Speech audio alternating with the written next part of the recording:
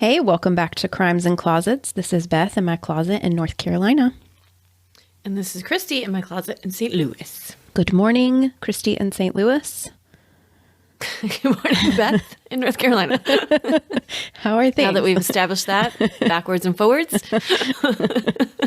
Okay, we got it. They're good. They're going. Things are going. Sunshiny. I know. Lately, so it's lifting spirits, I feel like. So we're good. It's good. It's How about you? warm weather here too. And all that stuff. And so, yeah, nothing else really is going on. It's like a quiet time in life. All the sports are starting back up. It's the calm before that storm. Oh my gosh.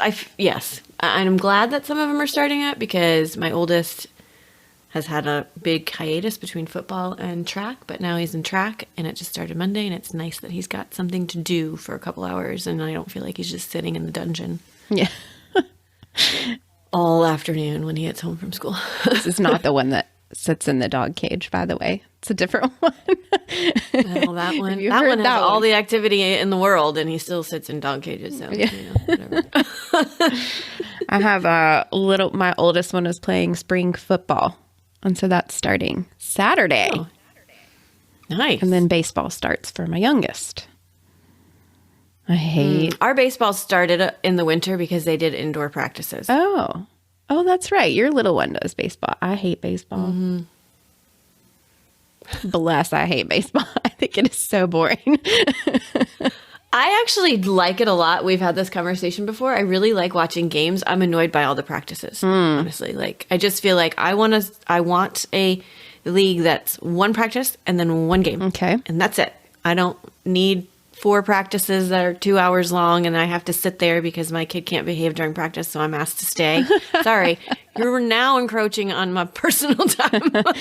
Well, the thing is, if you have any experience with baseball, most people whose kids play baseball really love baseball and they're all in and they're baseball moms.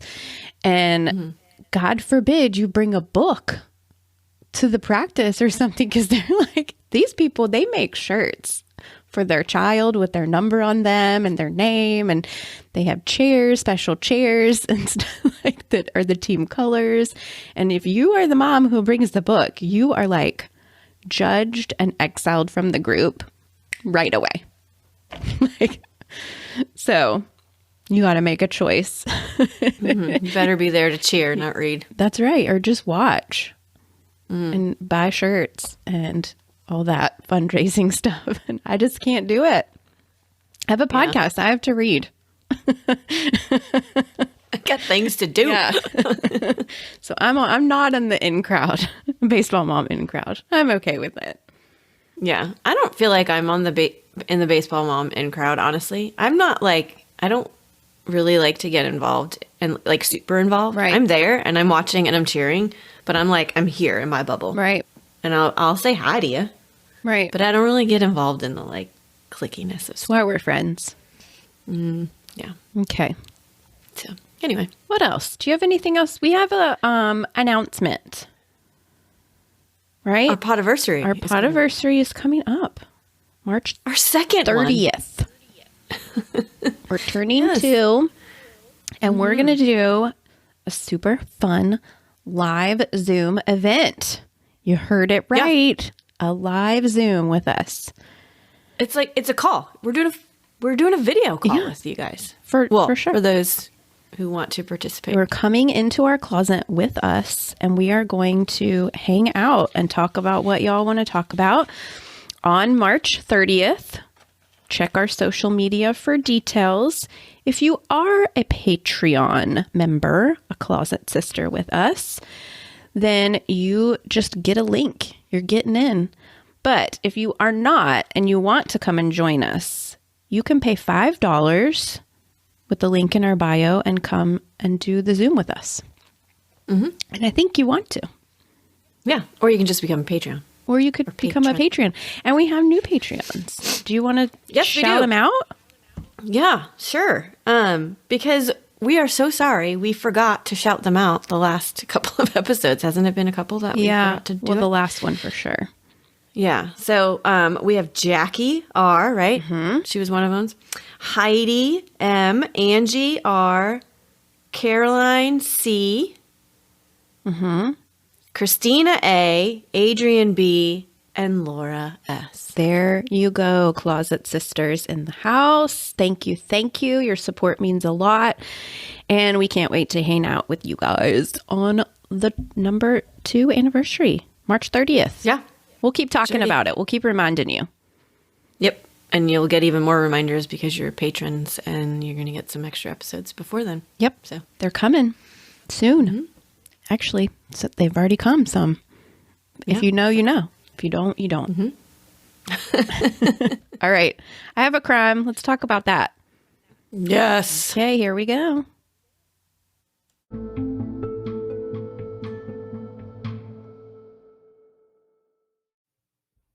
Okay. Here we have another recommendation. Okay. That's all we have. I know. We need a new line. Yeah, exactly. This is from our listener, Ashley D. Different Ashley than has recommended before. It's a Georgia case. It takes place in Cumming, Georgia, which have we not talked about Cumming before? That's where Tamla. Oh, I knew that sounded familiar and recently familiar. It's a really small town. A small town. Yes, gosh. It's a small town, 45 minutes outside of Atlanta. Our listener, Ashley, is from Georgia, and she has a coworker from Cumming, so that's how she heard about this case. And spoiler alert, this case is unsolved. So another one. I know. And you know I don't like the unsolved cases, but this is an interesting one. So this is the story of Patrice Endres. Have you ever heard of it? No, but I like the name Patrice. Patrice is a cool name. She seems super cool as well. Patrice Tamber Endres was born November 29th, 1965. She was really pretty. She has like this olive skin. She has brown hair, brown eyes. She's very lovely. She's very like not traditionally pretty, if that makes any sense. Okay. Like she's not a blonde hair, blue eyed, girl. She's got a very like almost exotic look about her. She's gorgeous. Again, in every picture. Okay. She lives in Cumming, Georgia, in the area, and she worked as a hairstylist. And it's reported that she had a passion to make people feel beautiful. I love that. I do know this one. Sorry. You do? Yes. Okay. Yes. It's a pretty big case. Didn't know the name, but I think if it's the one I'm thinking of. Okay. So at a fairly young age, she married a man named Don Black, and the two of them had a son that they named Pistol. Pistol Black. That's his name. Yep. I know that name. So super cool name. Yeah, definitely distinct. Yeah. Yes. The marriage between Patrice and Pistol's dad did not work out, but the two of them remained really good friends, and they co-parented their son really well. They actually were really good friends. Like they were friends. They talked. Right. So a few years of hairstyling under her belt, Patrice has a pretty big client base, and she's always dreamed of owning her own salon. So in the 90s, she did it. She opens up Tamber's Trim and Tanning. Oh, tanning too. Because so it's the 90s. And tanning was like, we all tanned. We all did it. We can't judge each other because we were in the tanning beds as well. Patrice's business was pretty successful. She had some loyal clients and regulars. She had those tanning beds, which kept the shop pretty busy. Her salon was located on a pretty main road in Cumming, and so it wasn't unusual for her to get a lot of walk-in traffic as well. Somebody just, I have a 30-minute break. Let me walk in and get my hair cut real quick. And it's reported that her friends would also stop by the salon on their way home from work just to like hang out there and hang out with Patrice. So that's fun. Yeah, it reminds me of like, it's like their Cheers or like their Central Perk. It's like where they would just like all go and like hang out, and it just, this open door kind of thing. Super fun. Patrice also met a man named Rob Endres and fell in love. Patrice was 30 at the time and Rob was 50. So bit of an age gap, but Rob came into Patrice's shop and she cut his hair That was it for the two of them.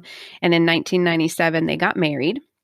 Now, it is reported that the relationship between Patrice's new husband, Rob, and her son, Pistol, was rocky. I don't think it was anything too crazy. It wasn't like an abusive relationship or anything like that from what I gathered, but just like normal blended family issues. Right. They like, didn't you're my get along. stepdad. You don't get to tell me what to do. Blah, blah, blah. Yeah. And then he would say, your kid's brat, whatever, like just normal stuff. I mean, it's not normal, but you know what I'm saying. We've heard it before. That brings us to April 15th of 2004. This is a Thursday. Patrice was 38 years old at the time, and she's got a successful business, thriving. Her son, Pistol, was in 10th grade. Patrice and Rob had been married for 7 years. And on this day, Patrice had clients lined up, pretty full schedule for that day, appointments. So she had appointments scheduled pretty much back to back for the majority of the day. She finished up her morning appointments. Everything was normal.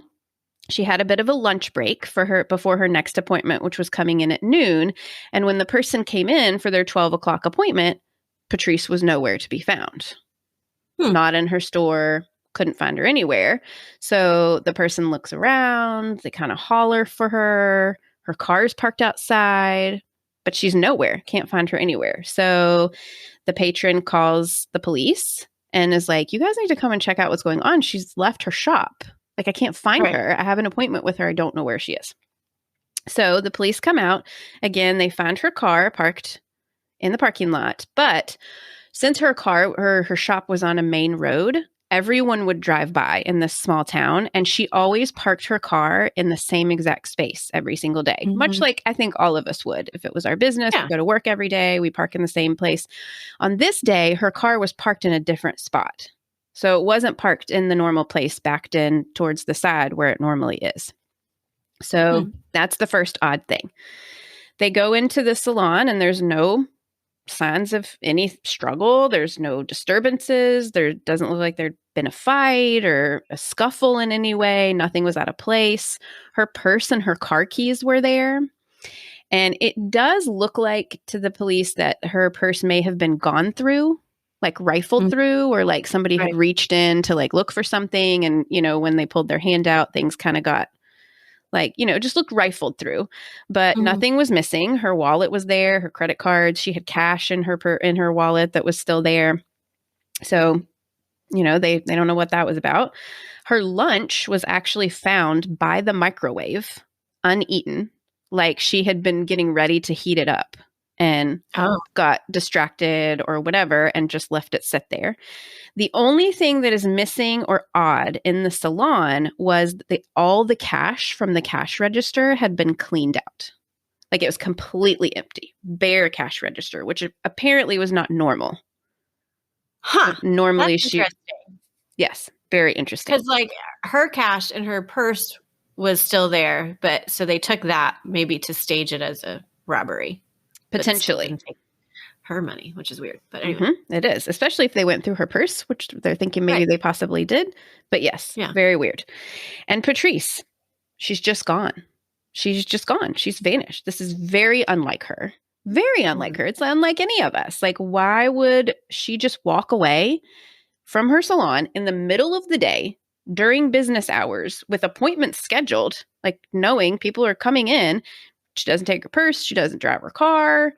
Leaves the door open, like, what's up? So they search the grounds, they search the surrounding area, they find no sign of her anywhere. And investigators immediately are suspecting foul play because this is weird.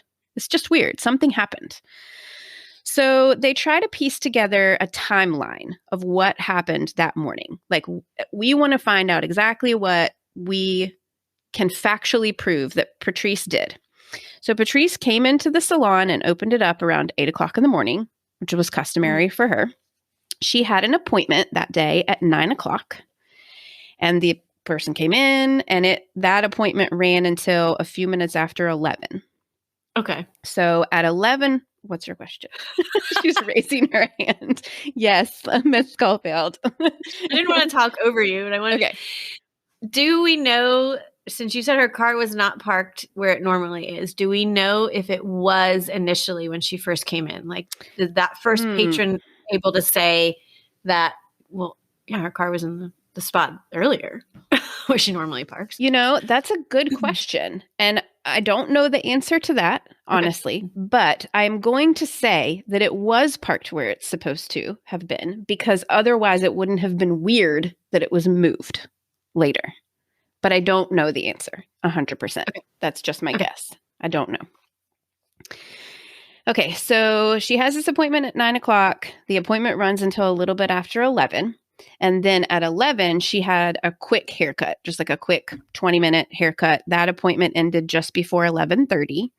And then that person left, and Patrice had a 30-minute break. So she ended the appointment at 11:30. Her next appointment wasn't coming in until 12:00.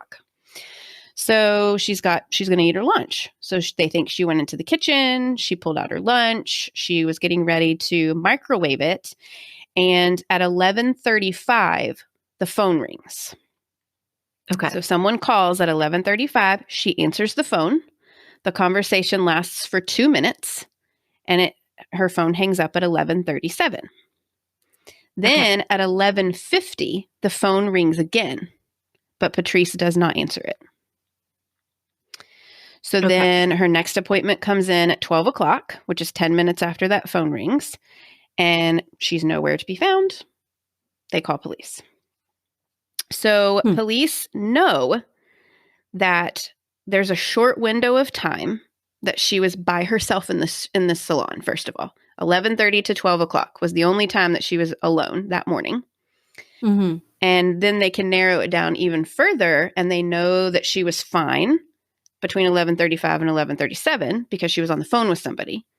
Right. But then 11:50, somebody calls and she's gone. She's MIA. She doesn't answer. So it's 13 minutes. Yeah. She vanished in 13 minutes.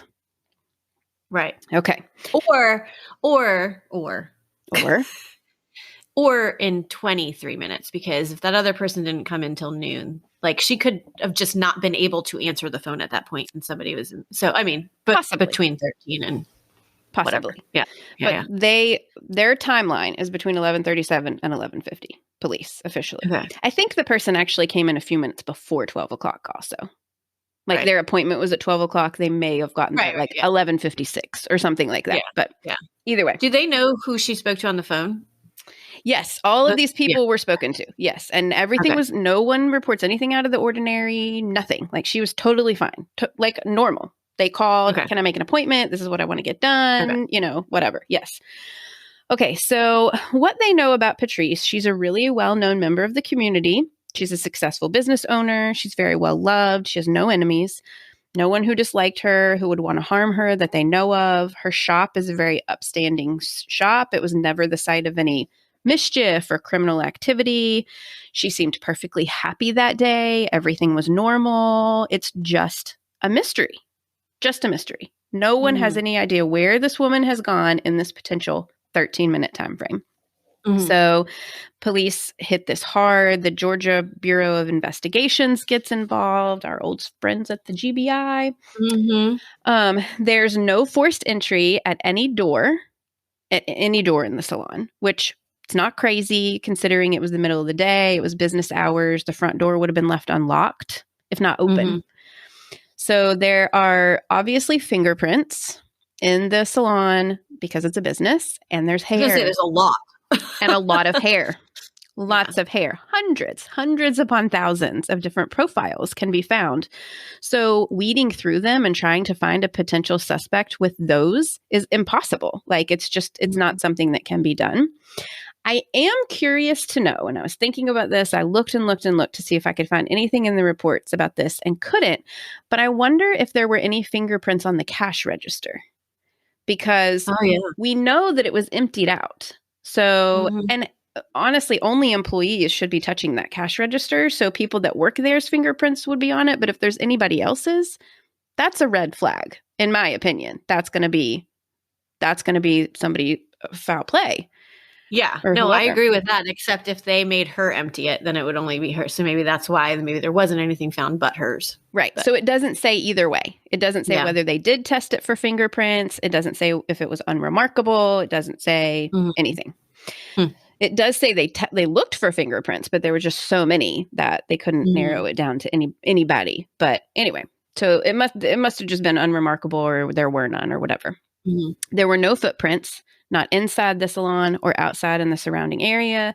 There was nothing disturbed, nothing knocked over. There were no fibers. There was no trash. There was nothing, literally nothing. It was like she opened the door and walked out, and that was Right. it. And there's no security cameras at the shop, unfortunately. So they Yeah. weren't able to find any comings and goings of any people or anything like that. Now, police did search Patrice's car because, remember, it was parked in that unusual spot that day. And this is why I think they think it was moved, because they were like, I think they maybe had witnesses, whoever was there earlier, saying like, her car's parked in a weird spot. And they were like, well, somebody moved that car. So they do Right. think it had been moved that day. Well, and anybody that usually drives by may have seen that, well, yeah, when she opened, it was normal, But, Right. yeah. Mm-hmm. So they searched the car, but there's no evidence of like struggle or foul play in or around the car. Police did lift a set of fingerprints from her car, but they ended up belonging to a mechanic that had changed her oil like a few days before that. So, and this person had an alibi. They were at work, so they were cleared. So no one can explain why her car was parked oddly. And this brought about a lot of speculation. Like, did somebody move it?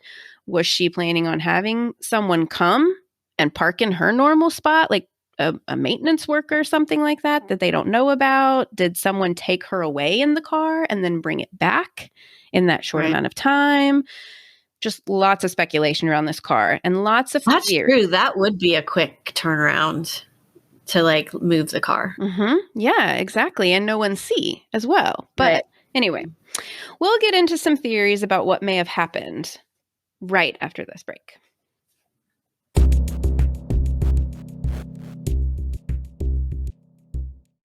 Okay, so there were some eyewitnesses who reported seeing a white vehicle, a car or a van, parked outside the salon around 11:45 that morning. One witness says that she saw two women. I don't know if it was a she, actually. The witness. One witness said that they saw two women outside the salon and that one may have been Patrice, but they couldn't be sure. One other witness came forward and gave a very detailed account of seeing a man in a white van. And he was an unknown man, but they got a good look at him. And she actually ended up making a composite sketch that they put out on the evening news, put on flyers. I mean, she was very sure that she saw this man and this is what he looked like. And he was not from the area. She did not know him. But then later, randomly, she completely recants her testimony. Completely says, like, I lied about that. That's I weird. lied about that whole thing. She never gives any reason why she lies or why she makes this story up. I don't know if she was trying to like interject herself into a drama or was she threatened by someone? I mean, we don't know, but they end up charging her with providing false statements. It's like she faces criminal charges because she just completely, it's like, what a waste of resources. Wow. Now, of course, in any suspicious situation, who do we look at first? The husband. The husband. So they take a look into Rob. It is reported by friends and Patrice's son that Patrice and Rob maybe didn't have as great a marital relationship as one would, think they did at the time of her disappearance. Her son even reported that she had been considering a divorce. Rob completely denies this. He says, I have no idea why he's saying that. We never talked about getting divorced. We were happy. We were in love. We were planning for the future. Like, I don't know why he's saying that. Pistol hates me, whatever. And I'm sorry, how old is Pistol now at this point? He's in 10th grade. He's a young kid. Okay. Yeah, really young. So, a teenager. Right. He'd really have to hate him to make something up like that, I feel like. I think he does. I do think he does really hate him. But okay. Yeah. But anyway, so Rob left home that morning, like at his normal time. He got gas and then he clocked into work at normal time, and his work is 45 minutes away. And he was at work all day. Oh, okay. So he has a solid alibi. Like he wasn't anywhere near her salon. He wasn't even in Cumming. Like he was at work. So Patrice didn't have any life insurance that he could have like banked on or anything like that. So Rob is cleared. He is not a suspect. Mm-hmm. Months go by and there is no sign of Patrice, no leads as to what may have happened that day. There are lots of searches of, surrounding areas. There's lots of memorials. Pistol goes to live with his biological father, and he and Rob, the husband, really develop like a super tense relationship because Pistol, like I said, he suspects that Rob had something to do with his mom's disappearance. Like, I think he believes that to this day. Oh, yeah. That Rob may have had something to do with it, and Rob does do weird things. Like a few days after she disappeared, he changed all of the locks on their house. And he said that he did this for safety, like a safety precaution, because he was worried that like, somebody could have our keys or somebody could be trying to come in. I don't know why he thinks that, because the keys were left in the shop. Right. Yeah, like no one stole her keys. So, but then he says that he also did it because he wanted to keep Pistol from coming in the house and messing with stuff. Right. He didn't like him. I don't like him. I don't want him to come in my house. He needs to go stay with his dad now. And it's like, dude, he's in 10th grade and his mom is missing and you're going to lock him out of the house? Like, that's weird. It's not nice. Yeah, no. It doesn't make him a suspect, but like, it's weird. Right, because he's probably going between. So he lives in both places. Right. Yeah. Okay. Yeah, it's still his house with his mother, where he lived with his mother. So anyway, despite the less than desirable stepfather behavior, Rob has a solid alibi, no motive really, and he's ruled out. So anyway, but and if they don't get along, I mean, like he's not obligated to take care of her kid if his dad is. I mean, I totally know what you're saying. I'm not like, but he's not obligated. Not that he should lock him out, but he's not obligated to be like, you can live here. Right. If they don't have a great relationship. But how does he not? Patrice could be coming back. They don't know where she is. Like, how is he going to a couple days later just be like, well, she's gone. You're out of here, buddy. Yeah. Yes. No, it's still strange regardless. Yeah. I was just addressing the like locking him out. Like, anyway. Right. Anyway. Okay. It's not nice. We're sorry that happened to you, Pistol. It's not nice. Yeah, sorry, Pistol. Okay. So in September of 2004, 5 months after Patrice's disappearance, a man was arrested in Alabama. His name is Jeremy Brian Jones, and he was arrested for the rape and murder of another woman. Jeremy had a criminal history of rape, and he was also a very bad meth addict. And it is described that he is a bit unhinged. And while he was incarcerated, awaiting trial for this person that he was found to have murdered, Jeremy confesses to over 20 other rapes and murders spanning 5 different states. Oh my, and George is one of them? George is one of them. One confession that he gives is that in the spring of 2004, he was driving through Georgia and got lost, and he stopped to ask directions at a hair salon. He claims there was a lady working there who was his typical victim type, and he asked her if she could jump his car for him. And while she was outside jumping his car, he kidnapped, raped, and murdered her. Well, so that makes a whole lot of sense. Immediately think of Patrice. Immediately. They're like, we have a case that this fits perfectly. And that's why her car was moved, because he had to jump it and all that kind of stuff. Exactly. Okay. So Jeremy even gives the police a location in Georgia where he claims to have dumped her body. And the police go there and they search it, but nothing was ever found. Now, Jeremy, like I said, he has been arrested for the rape and murder of one woman. He's a little crazy and goes on to confess to over 20. But it should be noted that none of those confessions were ever substantiated. No connections were ever made between him and any of these other women and victims that he reports he killed. Most of them he even later recanted and said he didn't really do them. He is on death row for the murder of the one that he was actually charged and convicted of. Like you said, his story does make sense because of the car. It explains the car perfectly. However, the information that her car was parked in a different space was made public.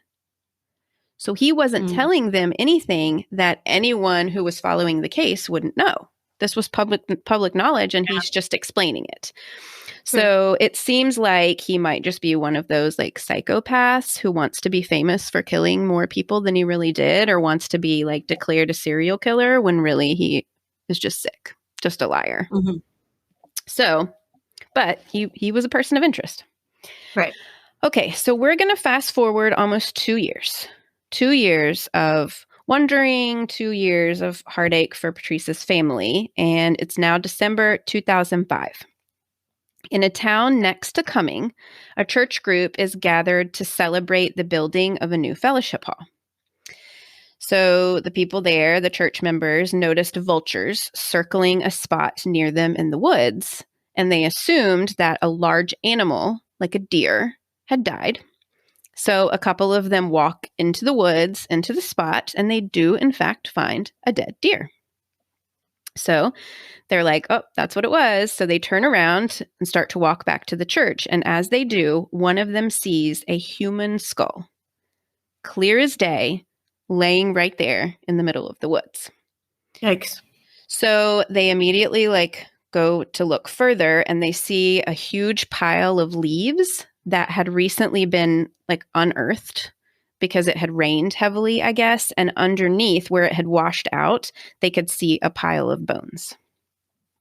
Okay. 600 days exactly after Patrice went missing, her remains are found and identified in a national forest only 10 miles from her salon, where she was essentially kidnapped. Oh my gosh. 10 miles. She was so close that whole time. So her death was officially ruled a homicide. Investigators did reveal that her autopsy definitively determined a cause of death. However, it is considered to be a major part of their investigation. And so even to this day, the cause of death has never been revealed to the public. So we still don't know how she died. So I think this is some of that, the guilty information where she's killed. And my guess is that she was killed in such a specific way that only the murderer would know. And since they've already dealt with so many of these weird false confessions and eyewitness recanting and this, guy confessing to murdering her, that they are saving this so that when they do find the person that murdered her, they'll know 100%. This is not something that was made public. Only the murderer would know this. Yeah. So, I mean, nobody else can take credit for doing this to her. Also, I did want to mention the guy who did confess to murdering her and said he dumped her body. Where she was found was 70 miles away from where he said that he dumped her body. It's he didn't know what he was talking about. And you probably can't tell now if she had been raped, right? Based just bones, right? I don't know. I would think no. Right. Unless there's sperm or DNA or something that's on the bones. No, I don't think there's no DNA. No, they weren't. Yeah. They're not able to find any evidence like that. Just I think because it's been so long. But see, that's the thing. We don't know. We don't know what the autopsy says. They are not releasing that information. They may know, but we don't. Yeah. I was just curious if there was a way, but in my head, which is why I laughed at myself, everyone. I was not laughing at anything but myself being an idiot to thinking that sperm could all of a sudden land on someone's bones on their inside of their body. Yes, that's seriously. Got it. Okay, yeah. Moving on. Okay. One interesting thing that police and investigators did reveal is that Patrice had a very unique custom-made wedding ring that Rob had given her, and it's reported that she was wearing it the day that she was murdered, but it wasn't found in the shop or anywhere with her remains. So they never actually did find this ring. I suppose it's possible that it just got lost in the woods, but it's also possible that the killer took the ring, either because they knew her and it was of sentimental value in some way, or just like as a trophy, which would point a serial killer because they're known to do that. But either way, the ring could be the only piece of evidence that's actually linking the killer to her murder. So, right. Yeah. Wow. Okay. And it is a beautiful ring. I will post a picture of it.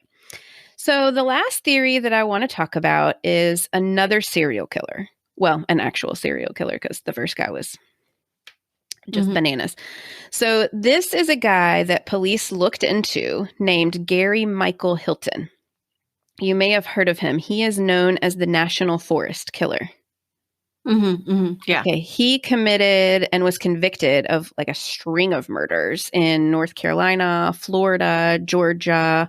All of his murders took place in national forests, and that's where all of his victims' bodies were found. One of his victims' remains was found in the same national forest as Patrice's remains were found, about 50 miles away, though.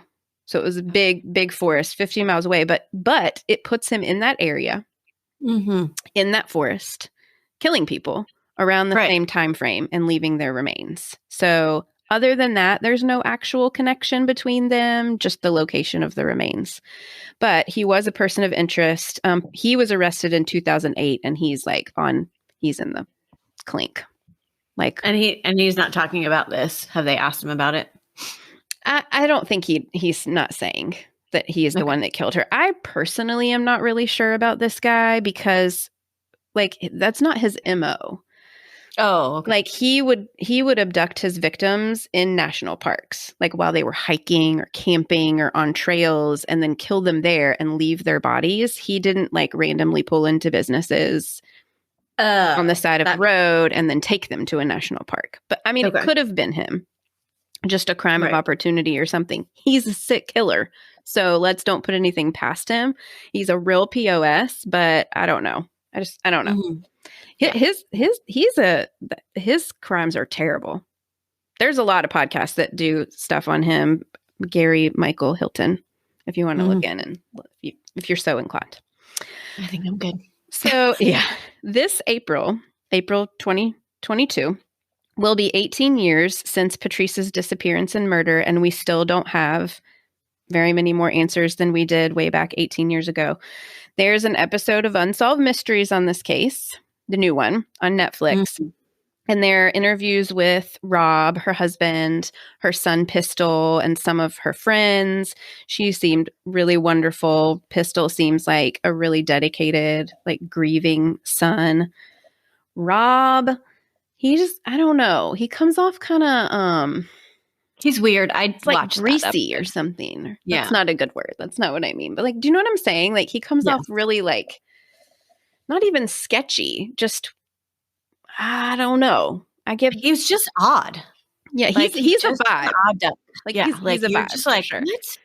What?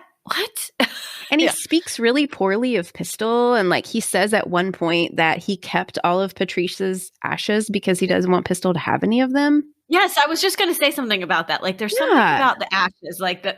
And he says he slept with them for years and that's her son. I get you were married for 7 years and you're widowed, and that's terrible and traumatic, but that's her kid. And he's talking bad about him, and I don't even know. I wasn't I don't know that he murdered her. I don't know. But we don't know. That's the thing. We don't know. Yeah, that is a really strange case. And now I can't remember exactly. They never had a reason to look into her son, Pistol, right? He wasn't in a bad place with her.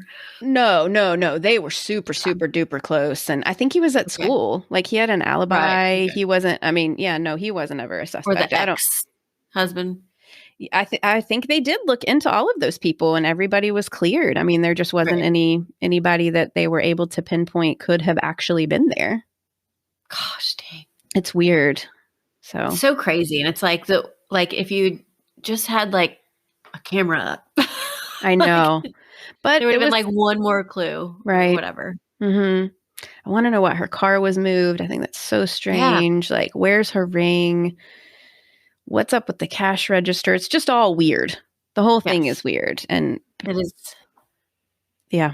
Anyway, so thank you, Ashley, for the suggestion. Yeah.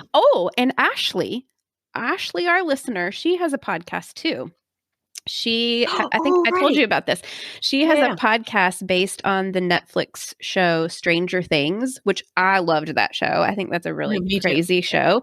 It's called Ham Radio, a Stranger Things podcast. And I found it pretty like right away. I think I sent a screenshot of it too to Christy so she could see it. But if you want to I subscribe, favorited it, but I haven't listened to any. yeah, there's a fellow closet sister for you. So Yeah. and I'll link some information where if you have any information about this murder, you can call the Georgia Bureau of Investigations, and I'll put their info in the show notes. And rest in peace, Patrice.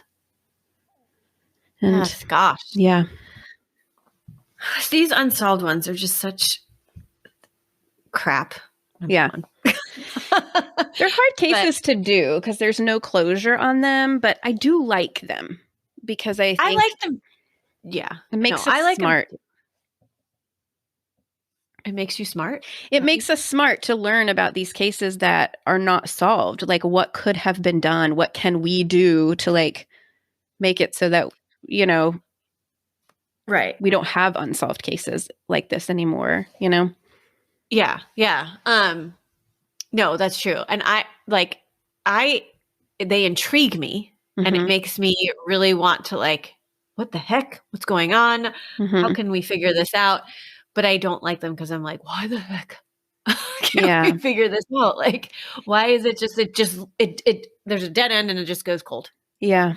And it does make it more heartbreaking, I think, to think about the families and the loved ones of these people, because if we're this frustrated, I mean, not that it's better to have someone murdered and know exactly what happened. That's terrible too. But like, it just is another layer of like grief almost to not know what happened or who did it. And no one's being brought to justice and for so long and why, and all that kind of stuff. Yeah. Yeah. Gosh. Well, if you do have any information, clearly check out our show notes for contact information and let us know what you think. I'm sure most of these people that are listening have watched Unsolved Mysteries, the new season of Unsolved Mysteries, and have probably seen this one. So let us know your opinions on it for sure. And check out our Patreon, people. Woohoo. We just got it not too long ago. We have an episode for sure out already. Bonus, right? Yes. And we'll be dropping one because by the time this episode drops, we'll be dropping another one soon. So come on, pay the $3, people. Pay the $3. Become a true closet sister. Do it. And always remember, the world is scary. People suck. Hide in your closets.